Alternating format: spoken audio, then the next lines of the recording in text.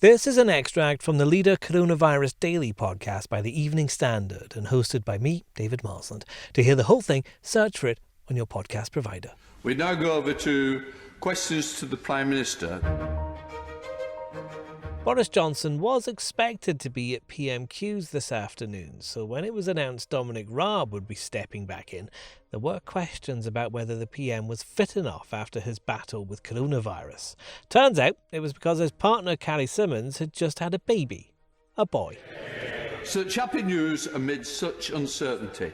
2020 is certainly a year they will never forget. Both mother and baby are doing well, and I'm sure the whole House will want to join with me in sending congratulations and our very best wishes to them. Can I add my congratulations and the congratulations of the Labour Party, and I'm sure everybody in this House, to the Prime Minister and Carrie Symonds on the birth of their baby boy.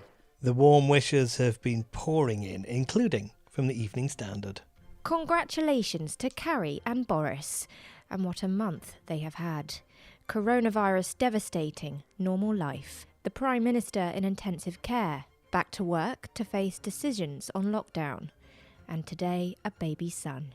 Our best wishes to them all. Evening Standard Londoner diary editor Ayesha Hazarika is with me now. And Ayesha, it's been an eventful few weeks for Boris Johnson, hasn't it? It certainly has. Well, it's been quite a few months for Boris Johnson. I think it's he became Prime Minister and, he's had a lot of life events happen. I mean, for most people, just being Prime Minister would be quite a big deal, but he's also got like a lot going on in his personal life, in his private life. And he's also been ill. He had a brush with death. He was very, very seriously ill. So he and Carrie Symonds have had a baby boy, and many, many congratulations to them. I mean, he's also got a wedding to plan. Like, he's got a lot on at the moment, and of course, sorting out the coronavirus. But look, in all seriousness, he had been very ill. I think she had been self-isolating as well. I think she had shown some symptoms. And I think for anyone who is pregnant at this time, I know a couple of my friends who are pregnant, it is a moment of anxiety. I think Keir Starmer summed it up very well in the Commons today at the beginning of his Prime Minister's questions, where he said it must have been an anxious time. So it's a great relief, and congratulations to them. Just back as Prime Minister, I understand he is going to take paternity leave, but later on at a kind of unspecified date, because he wants to take back control of what's been going on with the pandemic. And there were a lot of questions raised by Keir Starmer at PMQs today, weren't there? Yes, I think that's probably the right decision, because the country is still in the grip of such a horrendous situation. And I thought the PMQs today was a bit more muted than last week's. Last week's was a bit sharper from both men. I think both men they were quite lengthy in their questions and answers. At one point, the speaker, Lindsay Hoyle, had to say, look, guys, you need to hurry up because I won't get any backbench questions in. But I think the line of questioning was correct. He went on the situation, particularly in care homes, which it feels like that's where the story is moving. It feels like in terms of the death rates in hospitals, which are still very, very high, let's be honest, but they are beginning, it looks like, touch wood, that they're beginning to come down. But it looks like the sort of epicenter of a lot of the deaths are in care homes and possibly in the community as well. So he went there, he pressed Dominic Raab on, the continuing saga about a lack of PPE. He also pushed on testing, which is very important. And I think he also put a marker down, which is important. He made, a lot of people have been looking at the international figures over the last day or so, looking at the total number of deaths, which is very, very high in Britain. There's been a huge spike. Now, we don't know what all the causes are of those other deaths, but it's likely that quite a few of them are going to be related to COVID-19. So I think he put some important markers down and asked some sort of forensic questions. So I would say it was a good idea. It wasn't a slam dunk. It didn't need to be a slam dunk right now. He's asking the questions that the public are wanting answers to, and indeed many journalists are wanting answers to. It was quite muted, like you said, in the Commons today. Even when Dominic Raab made the announcement of Boris Johnson and Carrie Symonds new baby. That in itself felt quite muted, perhaps because, like we talked about last week, there aren't so many MPs there, so we don't have all the noise that's behind there.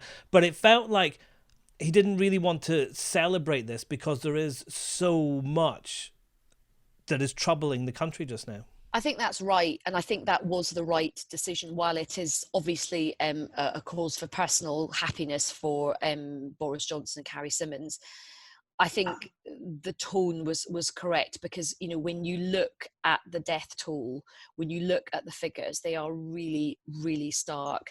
And I think if you're somebody all around the country who has lost a parent or a grandparent or loved ones, remember, many people couldn't even go and say goodbye to their loved ones. Funerals are being held up. You know, the situation is really, really dire.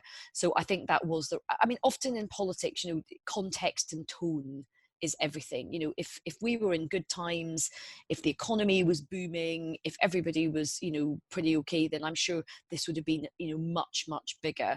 But that's not where the public mood is right now. And I think they're smart enough to realise, you know, don't overdo the national jubilation. By contrast, for example, this morning on Good Morning Britain, the two presenters read out all the names of all the NHS workers and care workers who have died, and, you know, it's really sobering stuff. One thing that's perhaps interesting about the reaction to the news of this baby, and this is going back to Boris Johnson deferring paternity leave and nobody really batting an eyelid about that. I wonder if, had this been a female prime minister, things might be different. Are we still treating men and women in politics differently?